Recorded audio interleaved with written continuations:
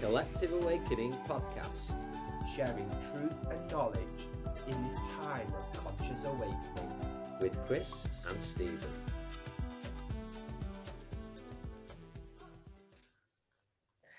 Hello friends, and welcome to the Collective Awakening podcast. Chris and Stephen here, sharing knowledge and truth with like-minded souls from around the world in this time of conscious awakening. And we are honoured to welcome another wonderful guest into this space. We're going across the water once again to the US, to Cincinnati, Ohio, in fact, to Gavin Zen. So welcome, Gavin. Welcome to the space. Thank you for being our guest on this episode. Thank you, Chris. Thank you, Stephen. Thank you all for inviting me here. It's an honor and a joy to partake in this conversation. Oh, wonderful. And as always, we love to begin with your journey, Gavin. What's brought you up to this point? Your experiences and the twists and turns, the wonderful twists and turns that have brought you to the place that you are now. Great place to begin. Don't mind the subtle noise in the background. My puppy's just making herself comfy and at home. Oh, she's welcome. Cheers. Her name is Luna. She's an absolute angel. One of my greatest teachers.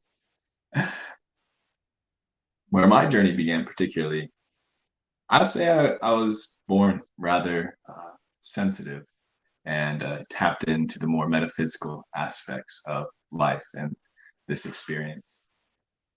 Having supernatural paranormal experiences throughout my youth, whether it be through interacting with what I thought to be guardian angels to even aliens and those realms of conversation. But then once I started to get into my teenage years, took some space from that exploration. The programming started to get pretty intense and started to question everything, even God, and going through some agnostic space and really creating some separation within myself. And then around the ripe age of 18 years old, I was introduced to psilocybin for the first time. And that kind of peeled back all of the layers that had been kind of brewing in my space for a while, and that opened my eyes to recognizing that God is the essence of love. It doesn't really have to be much more defined than that. And that the opposite of love is not hate, but it's the word just dripped off my tongue. To not have any care, to apathy. Apathy is the word I'm looking for. So the opposite of love is not hate, but it's apathy, to have no any care with one itself. And so that was an extremely healing experience and opened my eyes to the portals of potential. And I was just about to complete high school education here in the United States, and was deciding if I wanted to go to university afterwards. And there's a strong call within my heart to find my way to San Diego, California, which is about 2,000 miles away from where I currently live and where I was born and raised. Something with my soul just told me that was the right move. My intuition. My mother, I was raised by a single mother. She raised me and my two younger siblings by herself. And she's always been extremely faithful, probably the strongest faith I've ever met anybody. But it's not very traditional. She was raised in a Catholic household, but she chose to not force that teaching on her children, and instead just opened the doors. Yes, God is real and angels exist, but I'm not going to force you to go through all of the indoctrination and the programming. We'd have to go to the Catholic school, which I'm very grateful she spared us that. But she introduced us to faith, and then around the age of 13 she started getting into the secret, the laws of manifestation, and started planting those seeds within us metaphysically. And at that time I was so resistant to her. I was like, Mom, this makes no sense. You can't just think about things and then they come to be. Little did I know, those seeds still held true because the truth remains. And so as I was going through my own healing journey, I began to develop my own personal relationship with what manifestation looks like and how we can create our existence with what we speak into the space. And that's kind of how I found my way to San Diego. That was just one of the biggest things I had manifested up to that point in my life. And I got what I needed out of my university career. I was able to meet all sorts of beings who I wouldn't have met otherwise if I had chose to stay here in Cincinnati, Ohio. I was introduced to the paths of yoga and meditation. Yoga, typically just more standard hatha vinyasa practice, and it's diving deeper into pranayama, breath work, and then exploring bhakti yoga through the Hare Krishna faith, meeting some friends who held space to simply chant and worship the divine. That really began to broaden my definition of what God is and develop a deeper relationship with this energy, with this essence, the universe. It's good to not get too attached onto the words. And then a consistent yoga practice as well, moving my body with intention and consciousness helped me clear all sorts of trauma that I had stored in my body that I didn't even realize I had either inherited or experienced. Allow me to process that information so I could show up clear. And through that path, I just started to develop such a deep passion for healing and feeling joy and conscious within my body. And then also experiencing that space with my fellow reflections, my friends, and learning how to co-create containers together so we can really all do it. As that one book says, I think it's called the Bible, when two or more come together, that's when God like really exists. Like that's when the magic really happens. Like we can do all the work by ourselves, but if we're not able to like integrate it and then bring it back to earth, what's the point? So that's been a very big part of my journey, is like learning how to reintegrate all the lessons that I experienced in my metaphysical realm, but then grounding practical experiences here so that we can truly create ripples in this reality. So San Diego, I was there for 8 years, able to explore myself. I didn't know anybody out there, threw myself to the wolves. And that really required me to get to know myself on levels that I never would have otherwise. And open up all these doors of connections and realms of possibility to just dive deeper into more metaphysical practices and aspects, whether it be just simply through breath work or sitting with various plant medicines or practicing meditation and sitting with people who've been doing deep work for decades. And then just like being in that space of osmosis and like learning how to receive what others have shared just simply by being in their presence. And yeah, it just then developing my own personal path and like returning to this calling to destiny, recognizing that like we all can do whatever we want. Though at the end of the day, I'm starting to believe that there's like a golden thread that ties all of our hearts together, ties us to the center of the universe. And that's like the thread of destiny, which we can allow ourselves to open up to, where it's like kismet. We don't even have to try. That's when we experience the most pleasure, the most joy, the most peace, while also embracing all the challenges that this life can present us, but not allowing that to take us off our center. And so just like learning how to stay committed to my center and to continue to develop a deeper relationship with my realm within, as well as my breath and my heartbeat, so I can then integrate all of this information in real time. Yeah, and so a big part of my journey right now is just learning how to show up and surrender ultimately. Yeah, it sounds a wonderful journey, and I feel you made a really important point there. And we sit in these wonderful healing spaces, um, and we can achieve such enlightenment, understanding of ourselves, understanding of our environment. Perhaps the biggest challenges then we face are to integrate that as we go back into whatever our reality is, the people that we meet that will trigger us sometimes, and these wonderful souls, you learn to show so much gratitude for meeting them because they're great teachers. So I feel it's a really important point you made, bringing those experiences back to the earth. That is the point, and trying to bring those ripples by being really the brightest light and the best example of our true selves we can be. Cheers. Cheers. That's Yeah, really what it's all about. Yeah, learning how yes. to just step into our truth.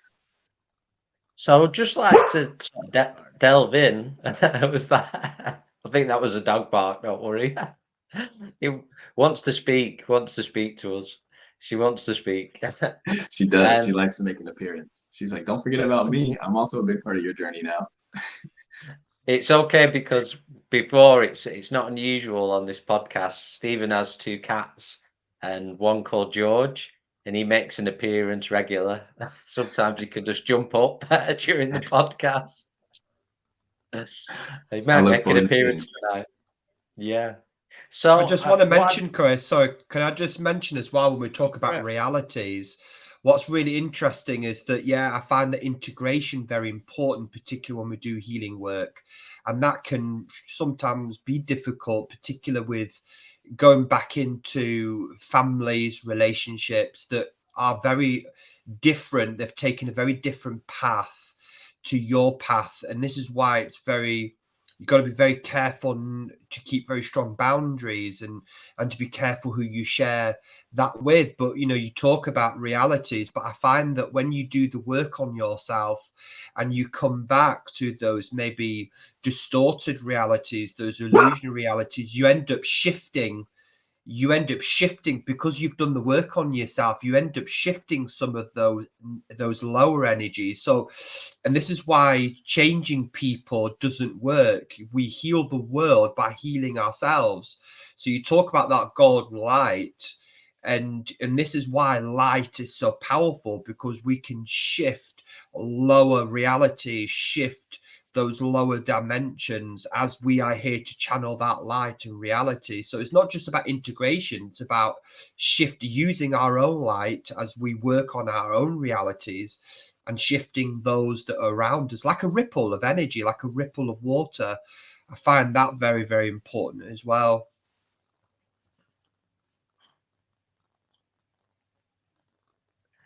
Yeah, very important subject there of the integration, and from these wonderful healing spaces.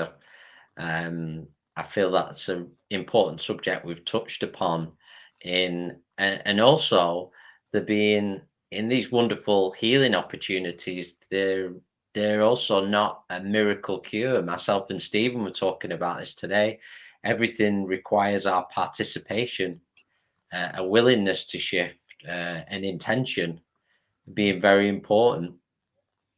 Yeah. Cheers to both of you. Uh, Yes, thank you, Stephen, for bringing up this remembrance of how essential it is to stay with those boundaries, and also like how crucial it is to show up and participate from a space of consciousness and awareness to the best of our ability as consistently as we possibly can. Like it's so easy to want to throw the past to the wayside, just keep running, but the past follows us wherever we go. So like if we don't make peace with it, then it's just going to appear in some cycle or another. And right now I feel spirit's been calling me, like the reason why I've moved back here to Ohio is to do that deep integration work. Yeah, shouts out Baba Ram Das. He has a hysterical quote where he talks about you can be doing all the deep meditation in the world and feeling like you're this close to heaven, you're touching God's toes. You make your way back home, and your dad asks, "So you get a job yet?" And then instantaneously, you just crumble back down. It's like he says, if you really want to feel like you've done the work, go spend some time with your family for a couple of weeks, and then we'll figure out how much work you've done. I think that's been a very big lesson for me, is to like maintain my personal space. And as you said, Stephen, as we choose to heal ourselves, we send those ripples out into the world. And it's been amazing to witness how staying committed to my personal practice and my personal journey has sent these ripples, these waves into my close proximity reality, but also to every connection that I've ever gotten to experience. And it's really epic. It just is. I'm starting to get to a point where the people who once questioned me and my sanity for choosing to start being, because I'm very open in my conversation about these more metaphysical, imaginative aspects of life. So that can be very triggering to people who are very much based in this like three-dimensional reality. And a lot of time people want to backlash because that's all they know how to respond. And just like staying committed to my personal truth and allowing them that space to air out whatever it is that they need to communicate, to clear that energy. And then now seeing them like turn 180 and be like, wait, I think you may have been onto something. I kind of want to learn from you now.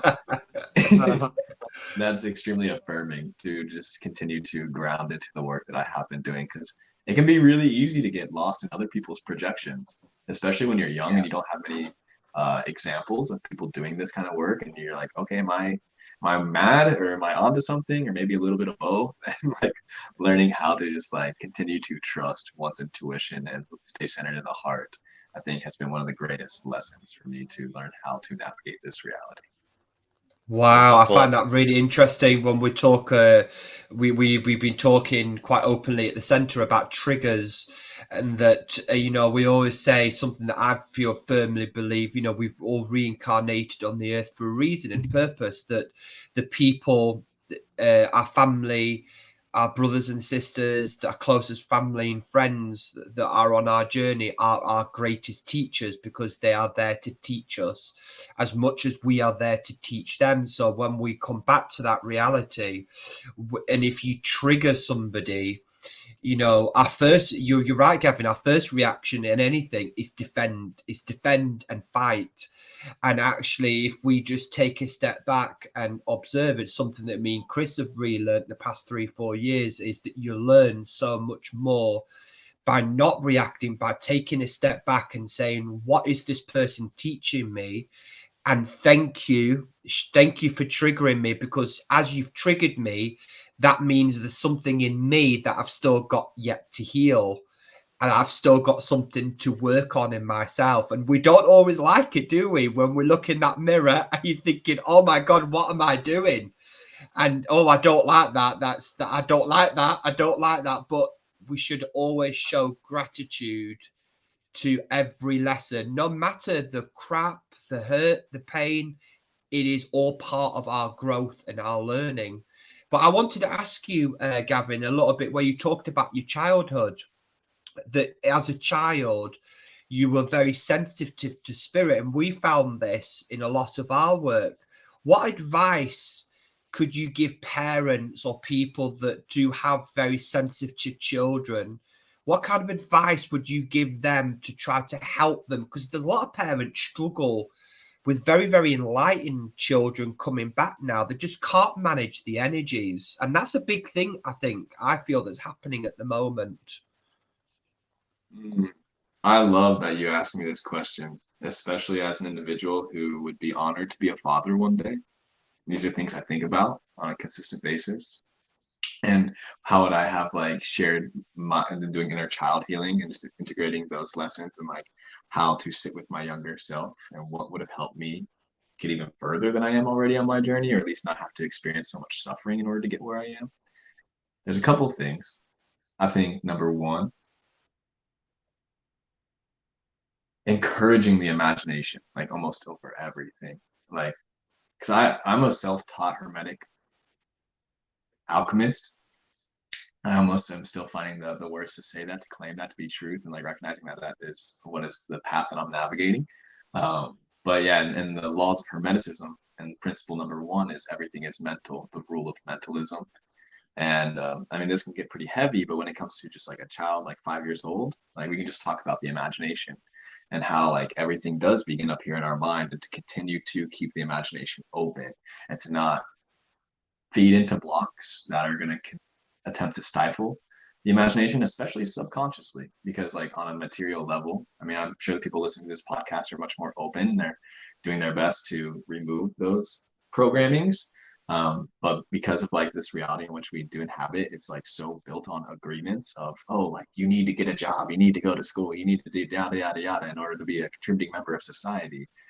There's not really much room for imagination in there. So like as much as we can keep the imagination alive, fresh, and encouraged, I think it's one of the greatest, whether it be through like doodling in a notepad and drawing on a consistent basis, or doing story time and journaling and writing and allowing the mind to create stories, because ultimately we're nothing more than the stories we tell ourselves anyway. So if we can stay open and fresh in our stories, then we can allow ourselves to continue to tap into this ever present now, which is like where really everything is happening, and where there's infinite potential to move into whatever timeline we wish to jump into. And if we want to move into a timeline where we're able to live in the dream state, like living the dream, because I see that we're shifting from the Kali Yuga to the Sattva Yuga, going from an age of chaos, darkness, and confusion to an age that's centered around the divinity within you and I, and permeating through every bit of our experience. Learning how to prioritize the connection over everything, I think, is crucial, and the imagination is essential, because we live in a society that attempts to convince the individual that your soul doesn't even exist, that you don't have a soul. We can't prove that empirically. We can't weigh your soul. We can't measure it. So how are we supposed to prove that it exists? And we need to have evidence in order for things to be real. But That's not how things work here. And we're learning how to tear down those limiting beliefs, because that within itself is a belief, and any belief can become a limit at one point in time. And so the more we can stay open and fresh in our mind, we keep our imagination expansive. I think that is one of the crucial seeds to plant at the beginning of the youth. Yeah. Number two, meditation, learning how to sit with one's emotions, learning how to sit with one's thoughts, learning how to sit and breathe and be fine, being still, I think is crucial. And then inviting in like perhaps like a family meditation where we're sitting and breathing together, so that the parent is holding the space and like showing how this can be done, but not necessarily needing it to be done in a dogmatic fashion. Like you need to be focusing on this X, Y, and Z while you're meditating. Just letting yourself sit and breathe. I was very lucky enough to sit in Buddhist meditation, Zazen, in a more American Zen Buddhist temple that allowed me the space to just learn how to sit and breathe and just be the observer of my reality. And as we've mentioned in this conversation, we all have something to teach. We all have something to learn. And the more we can just stay rooted in that seat of the beginner, we're going to be more open to learning. But as soon as we start to think that we know something, we're going to shut off any potential insight that could actually assist us in our journey. And so the more we can just stay grounded at day one, the seat of the student, the more we are open to evolution. And that's where like sitting and breathing can really just allow ourselves to be conscious and aware of every little bit of the experience and still not letting it take us out of our center. Because that's also where it really happens, is learning how to be hyper present of everything while still maintaining a sense of centeredness and groundedness, so you can navigate from that space rather than a place of reacting and defending, or however our natural subconscious programming is typically that natural reaction. And learning how to become more conscious about those aspects of self, so that we can be like, wait, do I actually want to play out in this way, or do I want to move into a reality from a fresh way of navigating space and try something that's new and fresh and different, that's going to encourage and invite in more positive ways of embracing this experience, rather than one that's built on survival mode, which I think a lot of people are learning how to step out of because of whatever it is that we go through. Yeah. So number two, meditation, just learning how to sit and breathe. Number one, imagination. Number two, meditation. Number three, I would say health and well-being. Like honestly, like getting to the root of health and well-being, and not just seeing it from a very modern, lens of like, I'm grateful enough that my mother raised us to just be focused around the concept of health, but she did the best with what she knew how. She's not any type of professional healer. Like she doesn't do it as a career, but something that she just has always appreciated and prioritized to the best of her capacity is living a healthy lifestyle the way that she knows how. And so she would always encourage us to eat as healthy as possible, to exercise, to simply be grateful, because it's amazing how gratitude is a portal to all these higher dimensional frequencies like joy and love and truth. And gratitude is like really that bridge that pulls us out of the abyss that we can then step in. Because even when you're like feeling grateful to feel pain, that shifts your relationship with pain right away. And so like learning how to stay more in that positive thinking realm of existing, it's amazing how those ripples then affect our reality and then what continues to play out from there.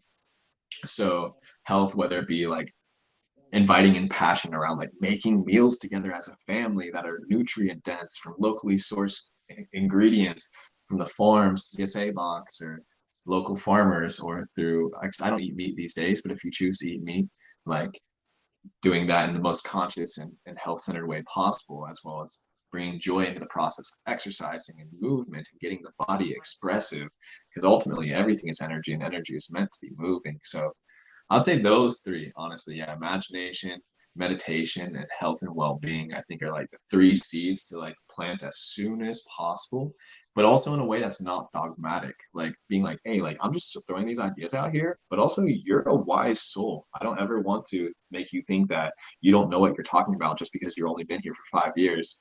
In fact, like I think one of the biggest things that's been lost in our society is like trying to program the youth so soon, when ultimately like these are the teachers of the future. Like they're Yes, born yes. into this reality with information that's like ready to shift this reality. But like the society wants to keep it stuck in a very myopic fashion. And so it's like so important that we continue to nurture these seeds of truth and abundance and well-being that are already instilled within the youth, that it can then take form and reach fruition simply because that's its natural way of beingness. Yeah, absolutely wonderful. And I feel I agree with you. I think a lot of people are removing themselves from what I'd call the fight or flight mode, where this reactionary, I feel a lot more and more are coming away from this now and recognizing how damaging it can be and not wanting that. But also, I feel what you mentioned about imagination as well is so important. And something myself and Stephen have been discussing a lot lately of learning to actually to trust our imagination again. Um, to allow that there's many people who we meet and they'll get images, and they'll say, "Oh, I don't know if I'm being silly. I don't know if this was this," and they dismiss it. It's like this beautiful thing that they've imagined or that's been brought to them, and they almost want to push it away and say, "No, I just think trust silliness should it." be celebrated. Yes, yes, I agree. Yeah, And yeah. it, It's like we're taught to feel so much shame around our yeah, youthful and innocent expression, and that's ultimately what keeps us stifled as ever expansive creators. When we're here to remove these blocks and to actually embrace silliness. Well, is it one of the greatest ways to laugh off all yeah. those blocks? Absolutely. Oh, yeah, absolutely. And then and bringing that joyful. Stephen was right when he talked about, as children, but we're and I know you mentioned it as well, Gavin. The great teachers coming in, especially now. I really feel that the children now, those of a certain age, are going to be building the new world. Perhaps we're playing our part in clearing the way and clearing some karma that needs to be uh, sorted.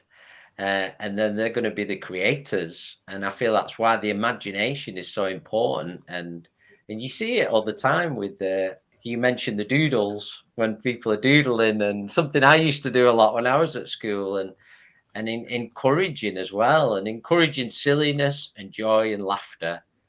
I feel is important, not taking things too seriously and not fearing of getting something wrong, that you're going to disappoint anybody, because that can be a huge thing as we're growing up. There's the fear of disappointing someone or not getting it quite right. Yeah. So just as one thing I did want to touch on that you mentioned, and I've been thinking about this recently in terms of the meditation and meditating as families, or even meditation being brought into schools. I think it's a wonderful idea. I know it is happening, certainly in this country, in some of the schools that's already happening. But also something that I've been sort of receiving lately is the art of just being as well. And I've asked myself this question many times. When's the last time I just sat? I didn't think about anything. I didn't sit for a purpose. I just sat and I was just being. And I feel that's really important as well, just to be, and like you said, not getting ourselves into a system with something when we don't need, just going with the flow. I noticed that that's maybe one of the most challenging practices this day and age is Yeah. just sitting and being and doing nothing. They call us human beings. I'm sure you've heard this before, but most of us are just human doings, just constantly on to the next thing. And this is where I'm so grateful to have crafted and cultivated life for myself. And I'm continuing to do so, where I can prioritize moments throughout my day to just sit and breathe. Sometimes more intense or intentionally, and sometimes just like very lackadaisically, depending on what I'm going through in that moment in time.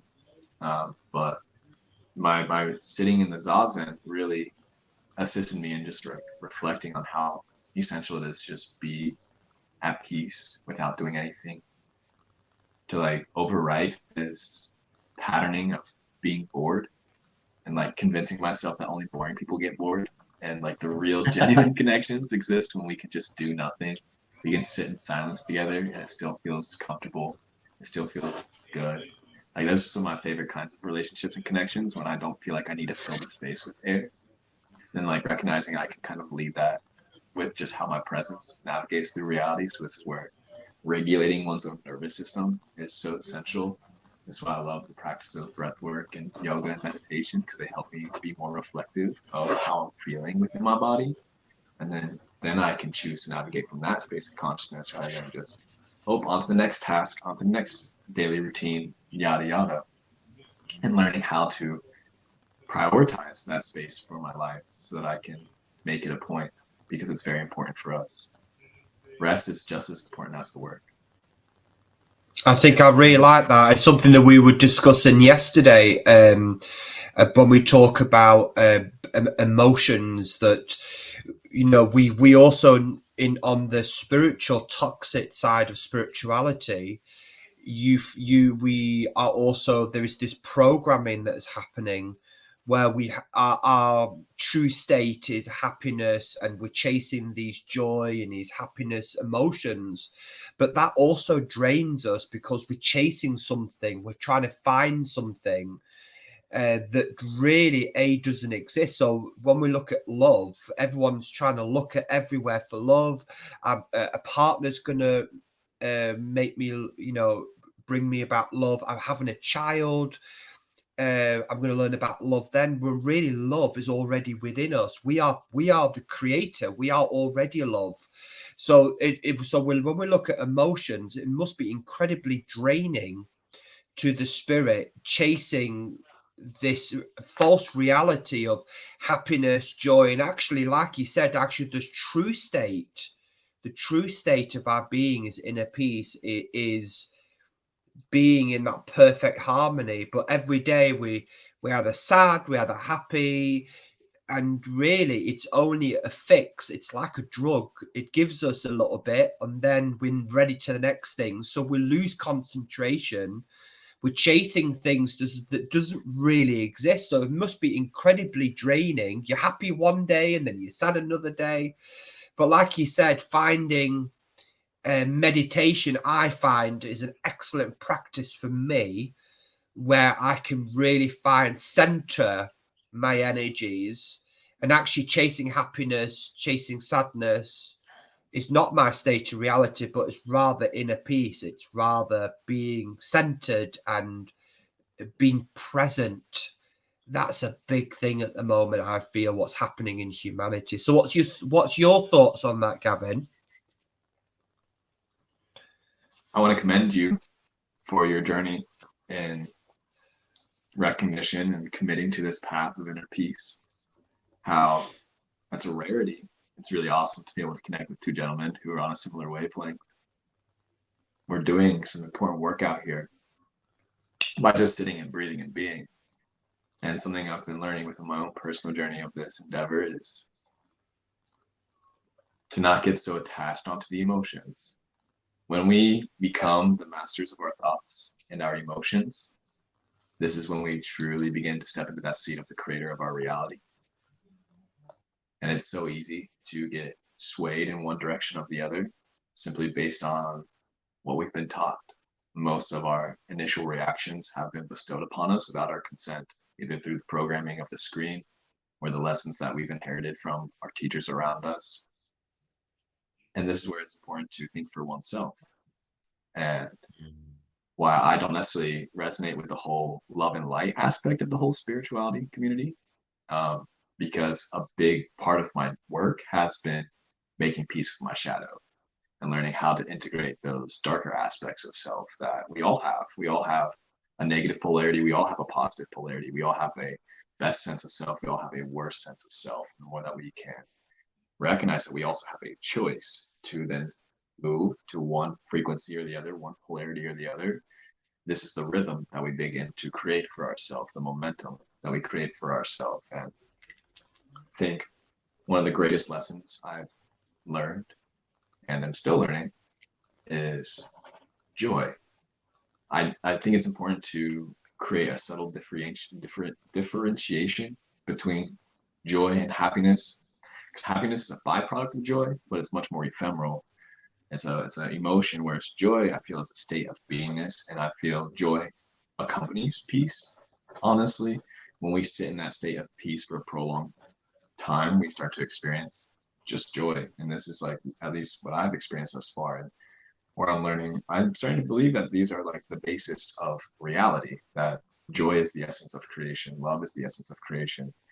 Though ultimately all aspects of the experience are held within that. And joy is the capacity of being able to radically embrace every bit of the experience with an open heart and an open mind, and not close oneself off. And that's what I've been learning is, in order to stay open, I must feel into my body. And what is triggering me, or what's making me want to close up and protect myself, this can actually be a teacher for learning how to express greater levels of peace and joy into my personal experience, and learning how to not chase emotions, but more so recognizing, okay, this action resulted in this emotion.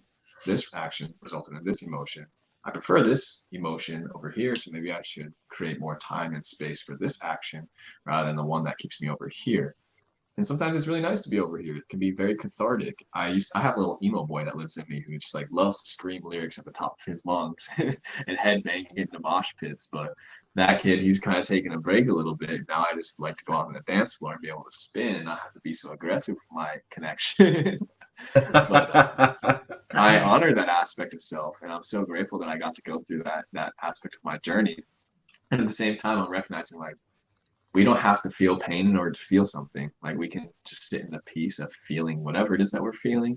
And then that will allow us to clear that energy, so we can invite in greater levels of joy, greater levels of happiness and bliss. But we're not doing it for those. One of my favorite teachings, and one of the most epic scriptures to ever have graced this planet in this time period, the Bhagavad Gita, speaks on the importance of this, of not doing it for the fruits of the labor, but just doing it because it's the right thing to do. How we show up, each soul has a role to play in this grand leela that we call life, on this great stage.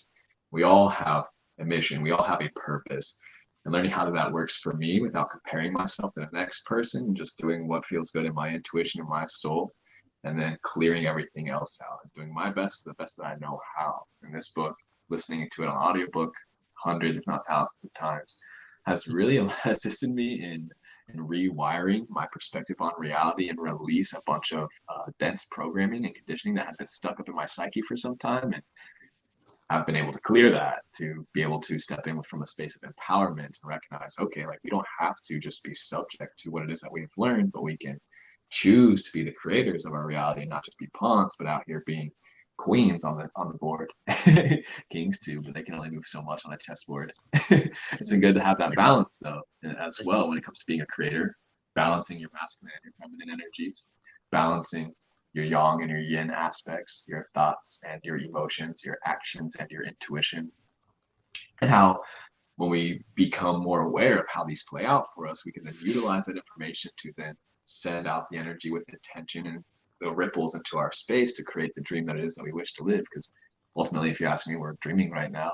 And the more we can live lucidly, the more we can then cultivate a dream that is much more in alignment with the dream that we have up here. It just requires patience, temperance, and allowing ourselves to get out of our own way, which can be the greatest challenge. And so this is where, like, when we're chasing things outside of ourselves, we're striving to, oh, I only want to feel happy. Like, that's also why I started to take space from the Hare Krishna movement, like chant and be happy. Like, of course, it's amazing to be happy, but we also need to be able to embrace and look at whatever it is that's getting under my skin and challenging me and surfacing me. I can't only be happy all of the time. I need to also experience the sadness, so I remember how good it does feel to be happy. And but when we are staying in a state of joy, we can look at an empty cup and be like, there's still potential in there. There's still room to be filled up. There's plenty of air molecules in there. Joy is the capacity of seeing on that silver lining, the power of positive thinking, which is one of the greatest teachings I've learned and learning thus far. And I don't ever want to take for granted. Yeah, amazing. So what'd be interesting is, if for our listeners, and you've shared so much that I'm sure is going to inspire them on their journey and they'll be able to resonate with, is the practice of meditation and breath work. if there's any advice you could give to somebody just stepping into meditation now, or for those of our listeners who would like to or ready for giving themselves time for breath work and meditation. Absolutely. I think that's a great question.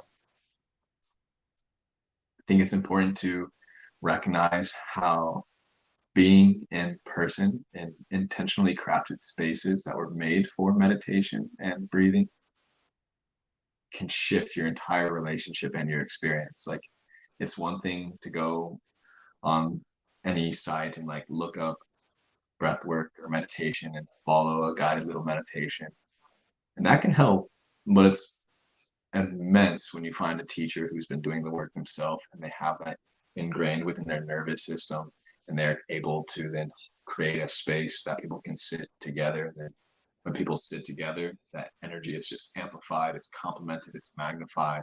And this can be extremely beneficial in making it much easier for someone to start to slow down, because sitting with one's thoughts can be very challenging, especially if you're by yourself. But if you're in a shared space where everybody's sitting with their own thoughts together and their intention is just to breathe, nothing else too fancy, it's really amazing how that can begin to alter one's own personal reality and relationship with their breath and their breathing and their meditation practice as well. At least this has been one of the greatest gifts that I've got to experience in San Diego, was sitting in the temple, going to various yoga studios. Also, I spent some time or shared some time volunteering in a home bhakti temple, learning more Hare Krishna aspects of meditation and what is known as japa, or to chant the holy names on a beat. It's like a repetitive meditation where you're chanting the Hare Krishna mantra, the Maha mantra, over and over again.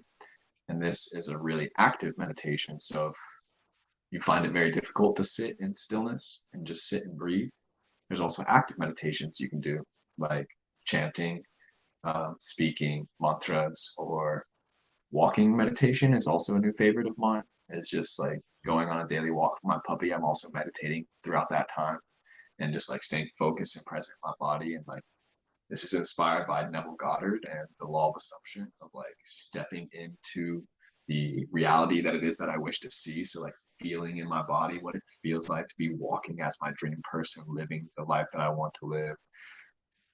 And just like envisioning that and then actively utilizing my imagination and then integrating those imaginations into every single step of the way. And like everything can be meditation at the end of the day.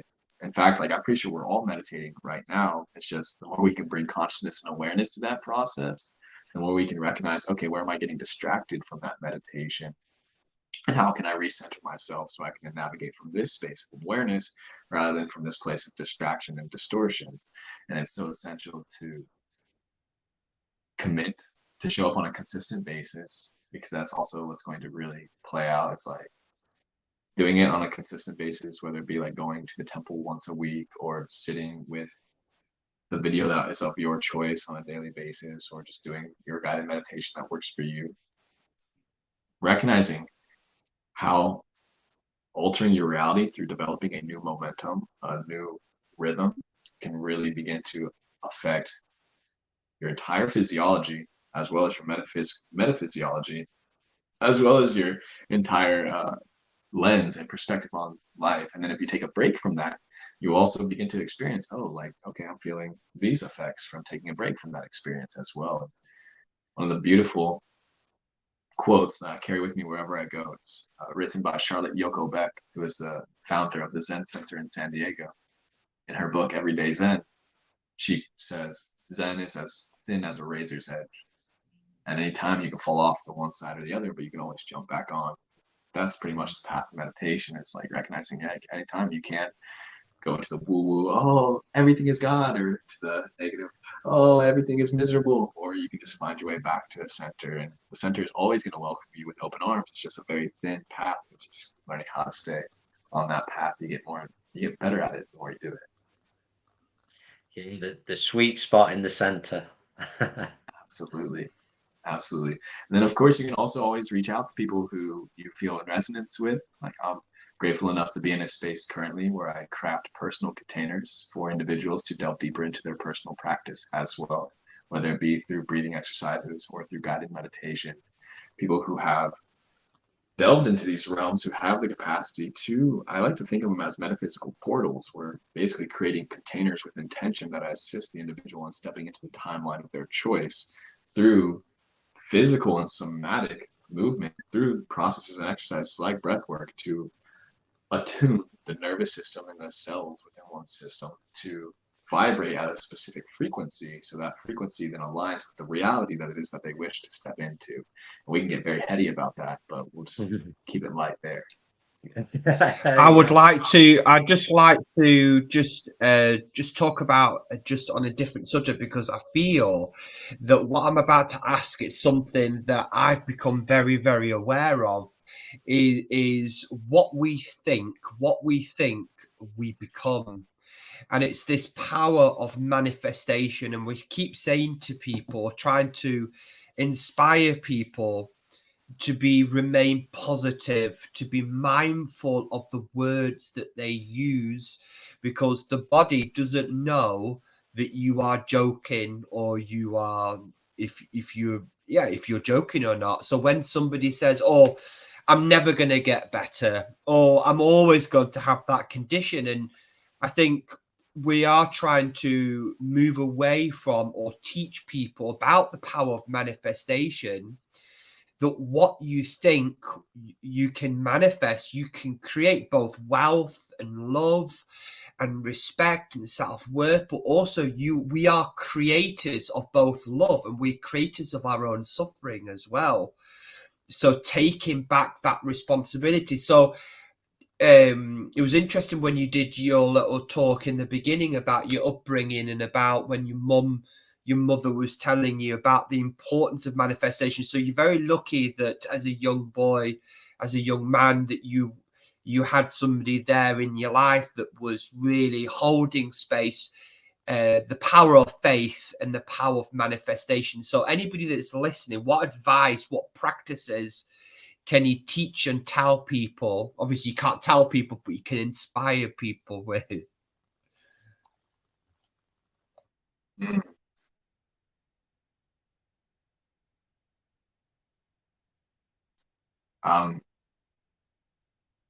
Remembering, returning to the simple Zen koan: chop wood, carry water. Because there's not one path.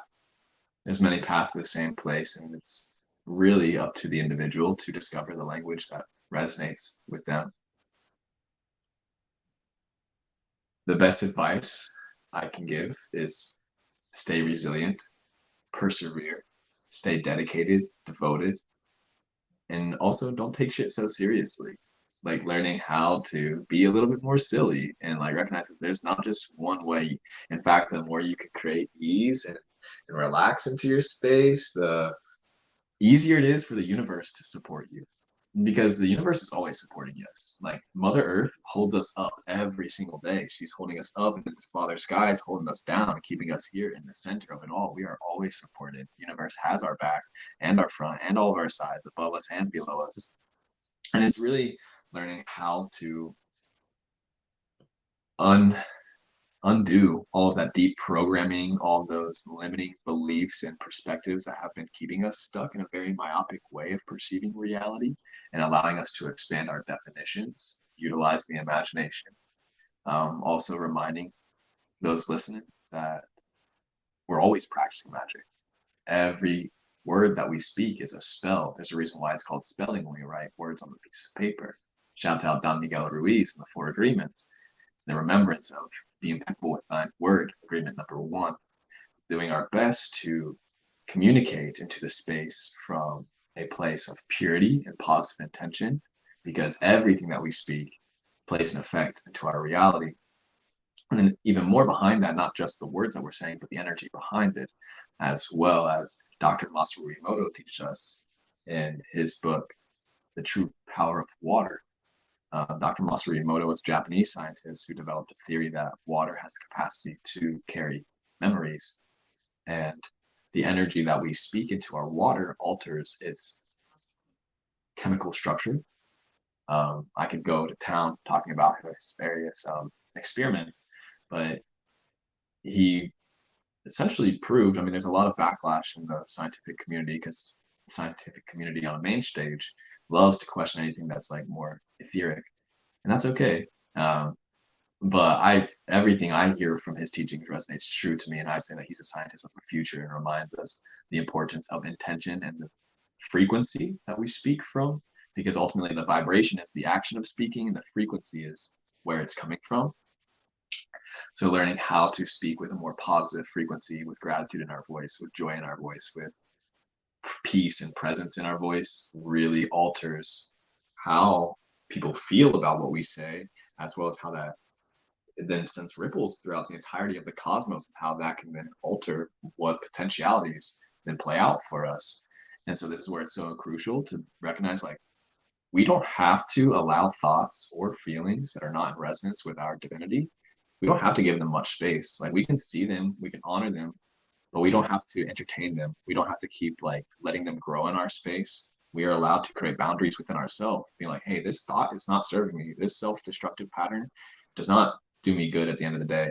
So I'm actually going to lay my foot down and be like, you know what? You're not allowed to live rent free here anymore. Then we can also follow those thoughts back into our psyche. Where did I learn this? Where did this first come from? You can sit and you can envision yourself. I like to imagine a garden, following a weed perhaps, or something that is like sucking life force from the rest of the garden, following this thought pattern or program. Where did this come from? Getting to the root of it, even if I don't necessarily have a logical explanation, but just envisioning me following that, utilizing my imagination. And once I found the root, uprooting it, pulling it out. And we can then harness magic with like the full moon that was just above us. Now we're still feeling those energies. Like, we have such an auspicious time with this conversation. We got the full moon in Capricorn right now with the sun in Cancer. Is like the perfect time to be removing toxic roots, because Cancer is the fourth house, the house of the home, and Capricorn's 10th house, house of foundation. So like the foundations of our home and like what we're building our life out of, like right now is the perfect time to remove any toxic cords or patterns or programs that are not in resonance with the whole, with unity, consciousness, with the capacity so everybody can embody their divine gifts and their presence ultimately. And so I'm getting to a space, like, I used to love sarcasm. Now I don't dig it. It doesn't, I'd rather be honest. I'd rather be direct to the point.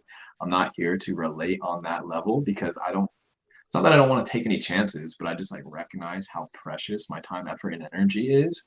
And I'm not here to entertain any polarities that are not in alignment with the dream that I wish to create. Like, we are stepping into a time where it's important to be disciplined, but that doesn't mean we have to be rigid. We can still be very playful, but we don't have to toe the line of that trauma bonding and just like, oh man, tough life is tough. Like, yeah, but you're so much stronger than you give yourself credit for. Like, don't sweat it.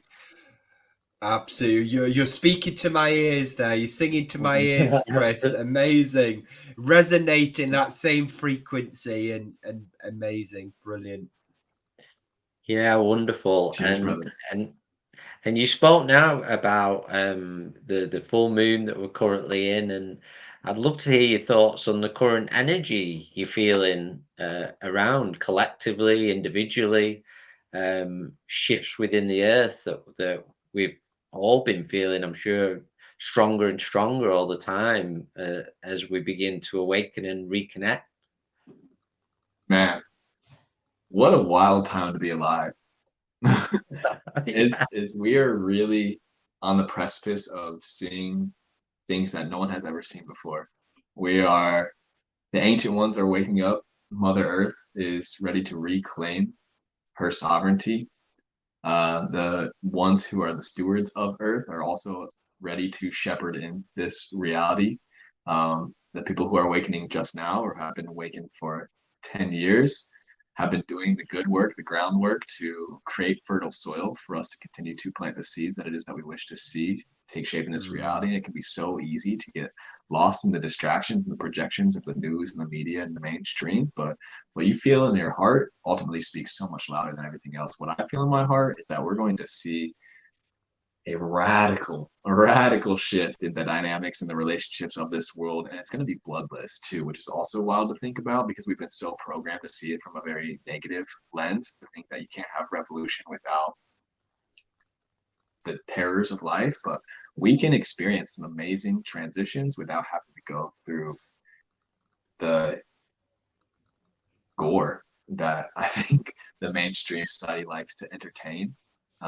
And this, I think, is going back, because I very much resonate and appreciate yogic philosophy, and I'm still educating myself in the Vedas, but the ancient books of wisdom from the subcontinent of India that have been alive for longer than this modern Western society, and how it speaks on we are shifting. I like to think that we're shifting from the Kali Yuga, the age of ignorance and darkness and distraction, to the Satya Yuga, the golden age, the age of the divine, and where everybody is able to be seen as God, goddess, king, queen. There's capacity, all of you non-binary beauties. There's capacity for all of us out here to step into our power and to recognize it's not a power over form of relationship, but it's a dynamic in which we can all sit at the table and have a space to speak our piece without feeling the need to be right or wrong. And so the earth itself is shifting on all sorts of levels. I mean, we've been seeing with the poles, the science community does claim that the poles of the earth are currently shifting. Like last week and a half, 2 weeks, the Schumann resonance scale, which is not something I follow religiously, but definitely I'm sure y'all saw how it sent off the charts and sent some like very sacred patterns throughout. If you're familiar with the Schumann resonance, sent some really important patterns, basically showing the upgrades within the cellular framework of the individual human body and how we're awakening genetic codes that have been stored within our system for lifetimes, eons, and now they're actually starting to open up, whether it be through the sun's light, whether it be through our breathing, whether it be through our relationship with ourselves. I'm seeing a space where there's plenty of people and plenty of resources and plenty of space to play, and we can all get along to the best of our capacity. Of course, it's not going to be all utopian. Like, we are going to have to go through some discomforts, and that just challenges us and encourages us to delve deeper into our process of communication. But at the same time, as long as people with good hopes in their heart, as well as strong feet planted and rooted, we can take the proper actions necessary to reclaim the sacred spaces across this planet. Also, then opening up portals for these higher frequencies, higher dimensional beings to return, because ultimately that's just what they've been waiting for. They only get invited in from intention. They don't just operate on their own free will like more negative entities can. So when we speak with intention into space, we can invite in our guardians, our angels, our intergalactic squad that watches over us, that wants to see us step into our divinity and our godliness, so that we can be here as cosmic conduits to usher in these more universal aspects and experience. So I think we're in a very auspicious time, as they like to say, and it's an honor and a joy to be here. I know I've lived many lives, and it's been a while since I've been back to Earth. This definitely ain't my first rodeo. I'm very grateful to be here at this time and space to be able to embark on this mission and this journey to let destiny play.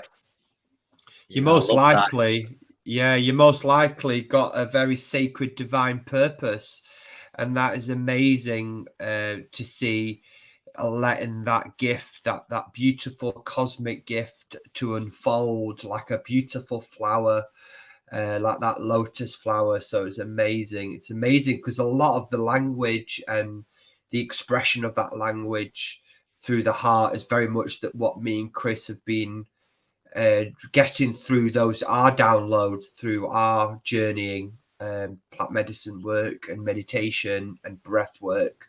So it's so refreshing to speak to another very like-minded soul that's on our vibration, Chris.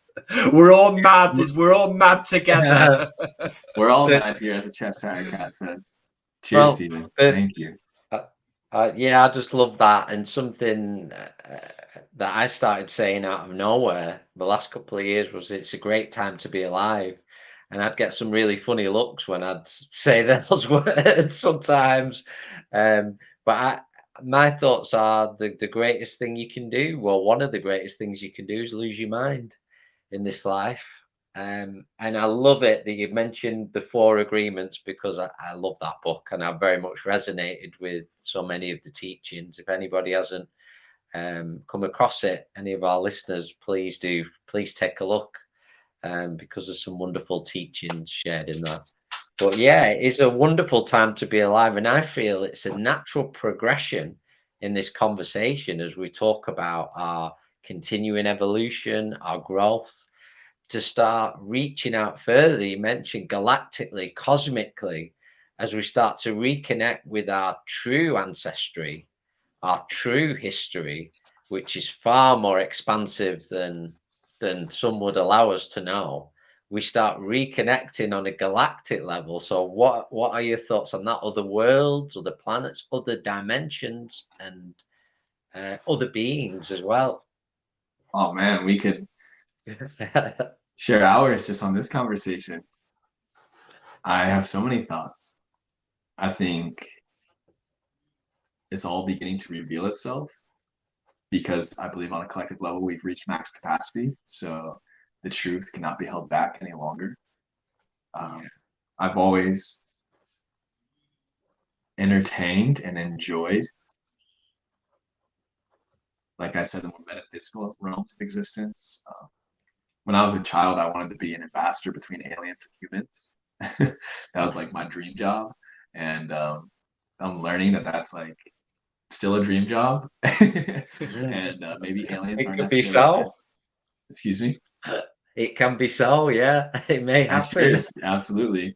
In fact, like I'm pretty sure that aliens is much less alien than we've uh, subjected that word to. Like I'm pretty sure we've Yeah, been working with all sorts of interdimensional beings for an extended period of time. It's just it's Yeah. been so demonized and taught to, like on a mainstream level that that's just like nonsense, and then on a, like a behind the scenes level, like people utilizing that information to create all this pain and suffering within the world.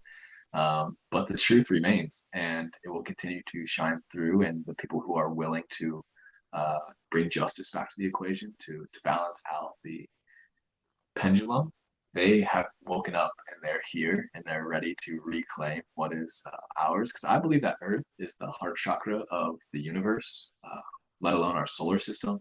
I believe that planet Earth is a very special place in the cosmos that allows, I like to think of it as the marketplace, where everybody and anybody can show up and everybody and anybody can speak their piece. At the same time, like just because they can speak their piece doesn't mean there's not going to be an opposite and equal reaction to their piece. So depending on what the person speaks is going to then insinuate the ripples of how that plays out for their own personal experience. And so that's like where people who are more likely to speak joy into the space, that's the energy that they will receive, and the people who don't, that's more likely the energy that they receive as well. And now we're in a time where we're on the fringe of the shift, and so we get to like see all sorts of dissolving occur while also all Yeah. sorts of birth occur at the same time. It's quite beautiful to be able to witness both realms and to stay centered as a mirror, to continue to stay focused on reflecting and projecting the more positive qualities so that we can cultivate a timeline that are much more divine, and I want to say heavenly. Like, I mean, I'm not a religious person, but that one dude, I'm pretty sure they called him Jesus. He often spoke on the importance of growing to the garden, and that vision for me is what the Sattvic age is all about. It's like the garden, Earth is meant to be a beautiful Eden-like expanse, and there seems to have been this immense war on life and nature since the dawn of the Western civilization. Yeah. And however, the higher dimensional beings recognize that no, that's not acceptable. This is where they've begun to reawaken and planting little seeds in everybody so that they can reach max capacity, so that we can, as a collective, choose to move forward. And then we can go down all sorts of rabbit holes and potentials and timelines of what's been happening behind the scenes. Though I think just to keep it on the surface, there's already so much evidence. Like for me as a personal individual, no ego. Like when my mother was pushing me out of her womb 2,000 miles away was one of the most witnessed UFO experiences of all time in modern day and age. March 13th, 1997. You can look that up on your local search engine. During that time, was the Phoenix Lights in Phoenix, Arizona. There's like the most well captured and witnessed UFO experience of all time. And that was while that was happening, my mother was birthing me. And so like I've always felt this like very deep connection with intergalactic, interdimensional alien sort of energy. Personally, like I used to think that I jumped off those ships. And that's how I got here. And like my personal mythology is like starting to reveal itself more and more. And I'm learning how to stay grounded in it because it's not about me. But it's also an epic story, don't get me wrong. So it's like finding that balance and like learning that we're all allowed to think about ourselves like this. And yes, I do believe we all have cosmic intergalactic ancestry. And we all have aspects of self that span throughout time and space. And it's important to become aware of that. Recognize that you're not crazy for thinking that. And it's really important to feel safe in thinking that. It's very important to feel supported in thinking that and allowing yourself the space to dive deeper into those levels of connection so you can learn from what it is that that information wants to present to you. Because ultimately here, Earth School is what it is. We're here to learn and we're here to evolve and adapt accordingly. And whether it be through the language of astrology, the language of aliens or angels or spirituality, the language of tarot, the language of breathwork, yoga, or meditation, whatever language works for you, it's important that you listen to your tune of your heartstrings and what makes you feel alive, what makes you feel grateful to be here today, and to continue to dive deeper into those realms, because you can always go deeper. You can always go deeper. You don't have to overdo it, though. Just listen to your intuition.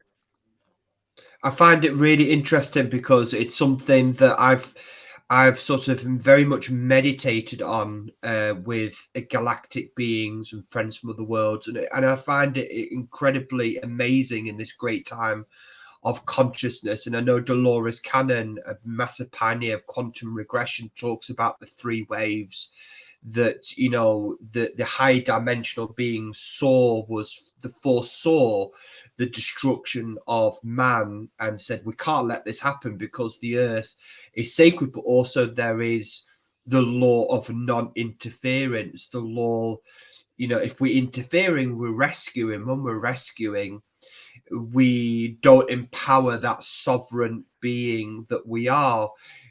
We follow where we should be following our own intuitive gifts and our own ability, being in our own power. So these high dimensional beings, how they got around that is by having a call to other enlightened beings across the universe to come to the earth to help, not save it, but to reprogram and to shed the old, dissolve away the old programming, and that's kept Earth at a very low vibration, and so that we're able to rebirth a new Earth, and we are the channels of light and love. But also, I find that people, on the other hand, will say, well, these beings are just going to come down, they're going to sort everything out. And I find that's wrong because it gets us off from not taking responsibility as a collective, as a human race, that we've all come back to do that work on ourselves. And by doing that work on ourselves, we then end up doing the work for the earth. And I you know, I've got beings, galactic beings that do work with me. I'm aware of that. I sense that. But also guides and the inspired, particularly guides, they can't step in all the time, can they? They can't step in every 2 minutes to rescue us. Yes, they're helping us, but also, like you said, Gavin, which is absolutely amazing, the knowledge and the downloads are within our ethnic field. They are within our DNA. And as we awaken, we can remember who we really are. So it's an amazing subject, Chris, that you asked Gavin. You could talk about this for hours, for days, and people listening will find this absolutely interesting because if for the first time for thousands of years we can talk about it without being burnt on the state. We are holding space, and more people are accepting it because we know it is to be true, because it's in us. We are part of that. And yeah, it's amazing time to be alive. Absolutely. Absolutely. I appreciate everything that you've said, and it's important to bring back to remembrance that like we're not here to be saved by anybody. We can't save anybody aside from ourselves, and we don't really need anything to be saved from. But the more we stay committed to that path of healing and remembrance, we send those ripples out. We're leading as an example, even if that's not our intention. People see us doing our own thing. They're like, wait, I'm inspired. How can I do that in my own way? And that's how one candle has the capacity to light 10,000 more. One seed has the capacity to grow an entire forest. And learning how to stay committed to one's own personal process, just as you mentioned earlier, Stephen, when we heal ourselves, we send those ripples out as well. So those we care about, as well as people we've never even met before, also are inspired and continue on a similar wavelength.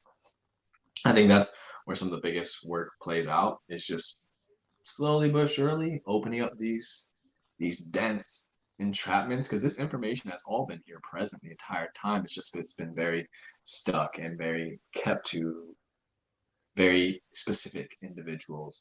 And now that the internet exists, the information is opening up and we're recognizing, okay, like there's so much going on here. Maybe I wasn't the only person thinking about this. Maybe I'm allowed to explore my imagination and my feelings, because you can feel truth within your body. And it's important that you're tapped into that you figure out what's true for you. One of my journeys in my youth, I went on a road trip with some friends in California, and it was a nice little beatnik sort of experience where I was like, I gotta sell everything and just go right to the wind. So I sold all of my belongings and I got back my friend's pickup or hatchback, and we drove up the coast, and we were stopping in various places. We were in Santa Cruz on the steps of a church, eating free food from an awesome organization known as Food Not Bombs. And that's just their message: food, not bombs. They give out free food to anybody who wishes to receive some free food. And we were travelers on a budget. So we're like, heck yes. We got some grub, sat on the church steps, and we met a woman who was probably in her late 80s, early 90s, named Gail, an angel. My friend Joey is quite the inquisitive individual. He really liked asking folks questions. And he asked her, if you could go back in time and talk to yourself in your early 20s, what would you tell yourself? And she told us, live a mythical life. Live a mythical life. she then goes into sharing the story of her travels through India with her children and how all these amazing experiences happened. And she feels like she got to live a sort of myth. And I carry that with me wherever I go. We all have a story to play out. And it's so important to not allow our myths to be thwarted by the myopic perception of reality, and to allow your imagination to still stay ever present while doing what you got to do throughout this dense reality, so you can begin to bridge the two. And I love having a very mythic image on life. I don't like, it doesn't feel natural for me to be just like, oh, this is all very cut and dry 3D stuff. I've always been extremely imaginative and sensitive. And so learning how to also stay relative from that realm has been a challenge for me, so I can stay grounded, recognizing that there's like so many things going on at once, and then learning how to feel out the space, be like, okay, this person is very much open to this information. This person might not be. So it's just like, how do I communicate to each individual where they are so that we can meet here in the middle? And like, that's ultimately where we could really all meet, is in the middle, the center, and then growing from here is how we do it together. But for those who are on the journey, like waking up ready, like I encourage you to continue to listen to those storylines and those archetypes that just light you up, that make you feel alive. Like if there are any characters or specific mythology, stories, whether it be television, whether it be fiction reading, whether it be factual reading, allowing yourself to like emulate those energies and figure out how it flows for you, because this is how you can then tap into, this is how I tap into my more metaphysical grandeur aspects of self, and learning how to see myself on these fashions of being this and joy and embodying my divine gifts. which we all have. Absolutely. And I think a lot of that is interlaced throughout the cosmos. And when we allow ourselves to stay open to those interdimensional connections is when we can allow this information to just like pour and permeate through every pore of our person, I like to say. It's crucial. It's wonderful. And what was coming to me as you were speaking is the others souls out there, and our listeners and those who are connecting with us at this moment in that message, which I feel is always really important. You're not on your own. Don't ever feel that you are in the minority because you believe in dragons, angels, other beings. You are not. You are in the majority. You really are. And it's a very and it kind of ties into everything we've talked about, imagination. And how do we know our dream state, our imagination? That's our true state. But and I've heard it said by, I know you said it in this talk, and I've heard it said many times by healers and shamans that life can be a dream. We can dream it, we can live that dream. But what I'd like to ask you just as well, and that's kind of the same subject, is coming back to the earth, your thoughts on the ley lines of the earth and the energy points of the earth that I feel we've been, I don't know what the correct phrasing would be, clearing or reopening these ley lines, these energy points that I feel do have a connection to other worlds. And I'd love to hear your thoughts on that. As someone who's just about to open up their wings and ready to start traveling the world, I don't know if I have the most worldly perspective, but I think that's totally okay because I spent a lot of time going to my inner world and just refreshing on how the poles of the earth are shifting. I feel like this ultimately affects the energies of the ley lines. So the way that I envision it is the ley lines are just like these human bodies have chakra system, 7 chakras that move up through our system.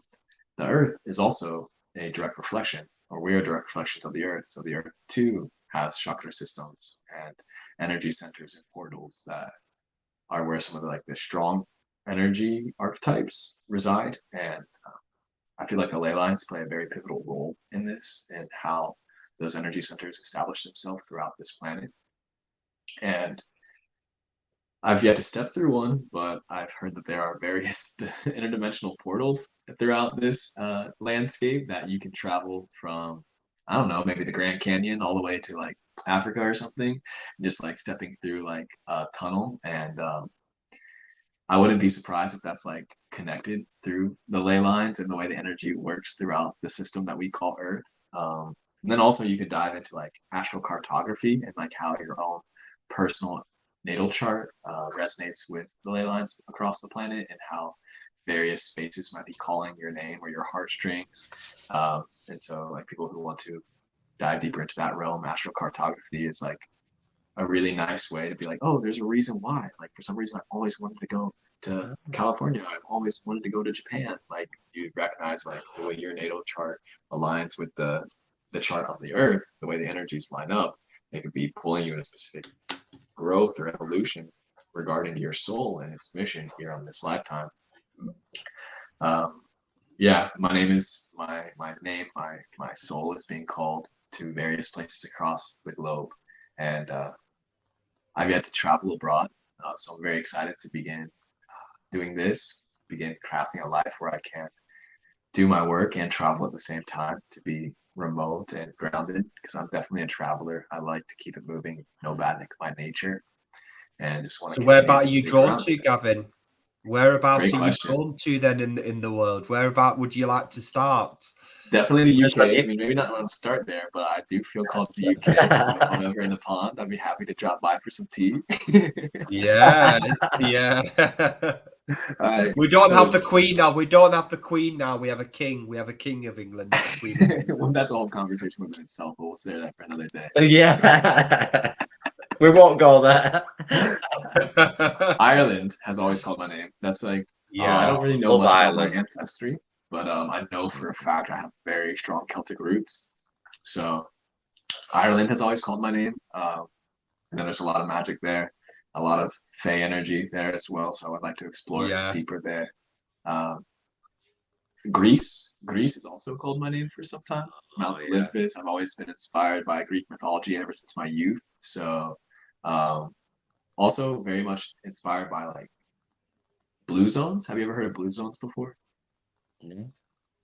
Blue zones are various spaces across the planet where there's a dense population of the oldest living people. And there's one in Greece in the Mediterranean. There's a couple in Japan. There's a couple in California. And it's like within this square mile radius, I think it's probably like no more than like 30 miles, but it's like hyper of like people over the age of 100 all the way up to almost 120. And so something I've always been extremely passionate about is longevity. Like I have a firm feeling that I'm going to be one of the longest people to ever be alive. To who was born into this modern clock. I don't know why. I've always felt that, and I want to continue to take care of my vessel. So that is truth, and challenge what we've been taught regarding aging and health and well-being and how time even works. Um, so blue zones have always caught my eye. So Greece as well as Japan has called my eye as well. Very into the ocean, strong Pisces energy. I was born in March, as I mentioned, so I've always like make it at home wherever the water is. So islands and tropical environments very good to me. Um, but also I love lakes, I love rivers, I love creeks, but water is just like home for me. So and then Central America has also been calling my name as well. I would like to explore Central and Southern America. Like I'm ready to just put my wings to the wind and let myself travel across the entire globe. I also feel called to go through Russia. I also feel called to go through India. So it's just like where soul calls me is where I will show up and I'll surrender. But I have strong feelings that I'm being called to build relationship and connections throughout the entirety of the globe. Wow, amazing, Cheers. amazing work. Now, right now, we're focusing on Really. building our roots here in Ohio, just building a nest where my family is. So I always have a place to return to, and making sure everything at home is number one first, and then we then flow from there. Yeah. Foundations, build your foundations. Great. Keeping those Exactly. roots strong and amazing. I certainly can resonate with a few of those. Greece has called to me quite a few times in an experience I had. I know I've lived before in Greece, so it's something I'd like to revisit as well. And also Costa Rica actually has called out a few times, but I feel I'm hearing it more and more. And I know. Um, there's been a lot of changes over the years, but I'm feeling it more and more and hearing it from like-minded people about this feeling a need to travel and to move at the minute and shift and experience and connect. And I feel it's this what I'd call connecting dots, like we're doing now. We're connecting. And I feel like that's what we're wanting to do by traveling more and more, connecting to these points and then connected with other souls that we're meant to meet as well. There's a perfect plan somewhere that's behind all this, which I love. I just love the idea of that. What sometimes could be viewed as chaos is actually there's this wonderful perfection behind everything.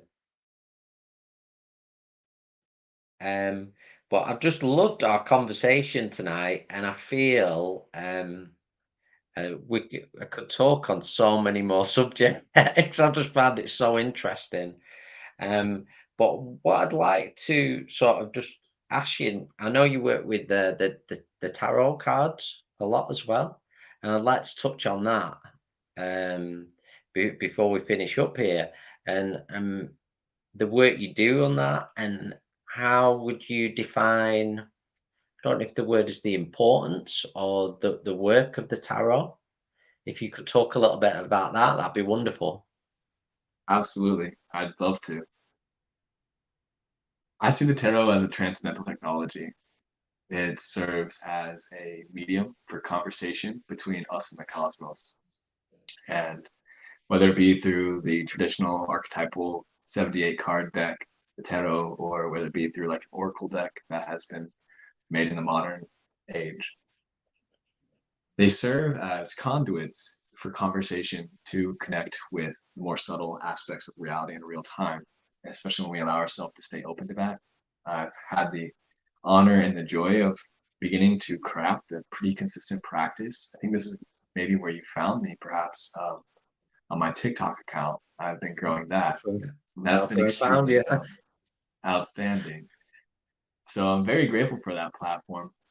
When you get 1,000 followers on there, you can start going live. And I saw a bunch of people going live, reading the cards. And this has been something I've been listening to other readers and practicing for myself and for friends in person for, when that happened, probably 1.5 years, 2 years. And then once I started getting into the app of TikTok, I started building my account on there, just organically, having fun, just posting my own things. And some videos would do pretty well. And that eventually got past that 1,000 follower mark. I was like, hey, I can start doing readings just like the people who I watch on the internet. Like, why not?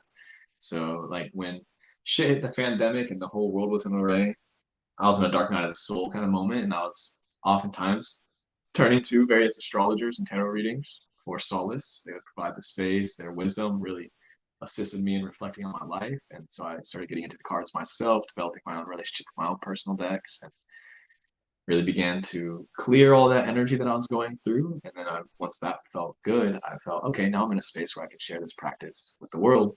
And so I started just jumping on live streams once a week, doing Tarot Tuesday, which is Tarot Tuesday today. Actually, we'll jump off here in a little bit and jump on, do our 12 house readings. What we do these days, we do a weekly reading for all 12 astrology houses. But lately, I like to read cards for individuals, whether it be one-on-one or through the live stream platform, to assist anybody in bringing solace, peace, clarity, confirmation, affirmation, remembrance to whatever it is one may be sorting through at that time. The cards, as well as the channel, the person who is holding the space for the reading, play a pivotal role in how our reality is shaped. I think it's important to not get so fixated and caught. Like, I'm not a reader who's like, this card shows up, so this means this is going to happen. Like, that's very archaic and very outdated way of being able to relate. I'm learning to see the tarot as a language. And so just like every conversation, context is essential. So this is where it's like so important to be able to learn the language of the cards, and then I'm basically just translating in real time based on the information that has been presented to me, based on the information that has been shown on the table through the reading. This also invites in so much space for synchronicity and like more metaphysical levels of connection. And in the way that we can work as cosmic conduits, just allowing ourselves to stay open to the endless information. Sometimes I'll just be speaking things into the space. My intuition's just like, yeah, say that. And then the person's like, how did you know that? I'm like, it just came to me. Like, I'm just here open right now as a channel, as an intuitive, learning how to surrender to it and just like letting it move through me, because recognizing it's not about me. When we move from a selfless space, I recognize that the power moves through us with much more ease and with grace. And this is like where it's so crucial to recognize that we can, because I think a lot of people have reservation to the tarot because we've seen so much demonization of these more metaphysical aspects of experience. Coming back to what you mentioned earlier, Stephen, about how like we're now in a space where we can just talk about these things without being burnt at the stake. And like at once upon a time, like, you know, you bring out your tarot cards, you might get kicked out of your family. And it's like, and there's unfortunately there are still places like that, but thankfully we're starting to really evolve. People are releasing their very dense definitions, and they're seeing, okay, maybe it's not as wild and demonic as I was talking. It's definitely not demonic. It's all about the energy that the person brings into the space. I personally love to connect with angels and dragons, so that's a lot of the energy that steps into the space when we are playing with the cards. So I go on live pretty consistently these days, around 4 or 5 times a week, where I'll jump on live streams and we'll do readings for anybody who wishes to receive or wants to jump in, whether they have burning questions or they simply just want to check in with some general guidance, because it's nice to do both. Like, you can ask the cards, like, what's happening in this specific relationship, what's happening with this love connection, and then you'll get the lover's card, or you'll get the death card, or you'll get the tower moment card. These are very impactful cards to be like, okay, they can be very relative to one's relationship and how things are playing out. And you can also just ask for general guidance, like, what do I need to hear right now? And then a synchronistic, intuitive message can also then be expressed in such a fashion. And that's how I personally developed my own relationship with the cards, just doing a daily reading for myself and also with friends, and then just allowing the practice to evolve via that platform that I've been working on. And it's provided me such immense space to dive deeper into my own psychic gifts, my abilities as a channel, not just convincing myself, but becoming confident and clear and clear within myself about my supernatural abilities, and just like owning that and embracing it, like recognizing like I'm not special. We all can do this in our own way. Like I'm allowed to feel special, but like it's not gonna get over the top about it. It's like because we all have this capacity and we all can. It's just a muscle that we are metaphysically training on a consistent basis. And the more we work it in, the more we energize it, the more structure and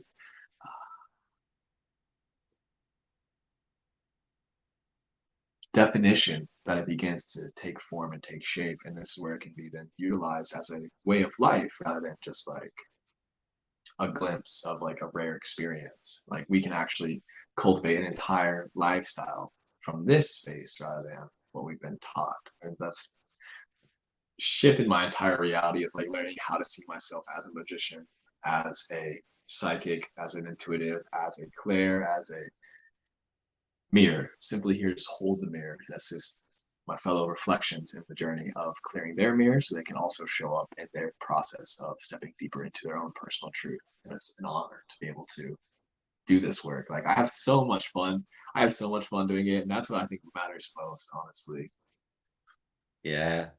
Well, thank you so much, Gavin, for your words, and they've been very profound and really from the heart. And I'm sure so many that are listening from wherever you are, I'm sure many will resonate with the words you've spoken, and it will assist them. It really will. And I'd encourage anybody to drop into Gavin's lives on TikTok. That is where I found him. That not by accident, because it all happens for a reason. These things just come into alignment. Absolutely. So what we will do is wherever you're listening or watching us, we'll post the links that you'll be able to connect with Gavin if you wanted to, and that's certainly something I would encourage.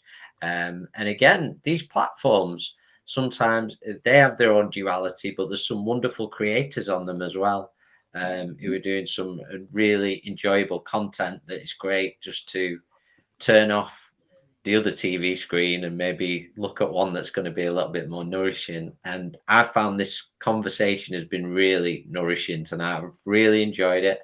Thank you so much for giving your time to us, Gavin. I know it's the afternoon to you, and it's kind of getting into the evening for us at the moment. Is there any words you'd like to just leave us with as we close this episode? It's been just want to show you a lot of gratitude for what you shared.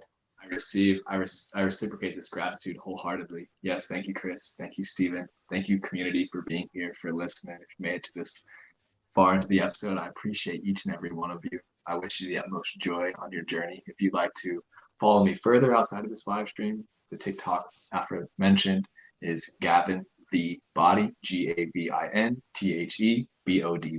Gavin the Body is the TikTok. The Instagram is Zen the Alchemist, ZENTHEALCHEMIST. That's also my website, zenthealchemist.com. So if anybody wants to follow me further or explore the journey out there, you're more than welcome to do so. Otherwise, I wish you nothing but the best. And Godspeed. Thank you so much. Thank you, everybody, for connecting with us in this space. And from myself and Stephen, we'll just send you lots of love until we speak again. Good.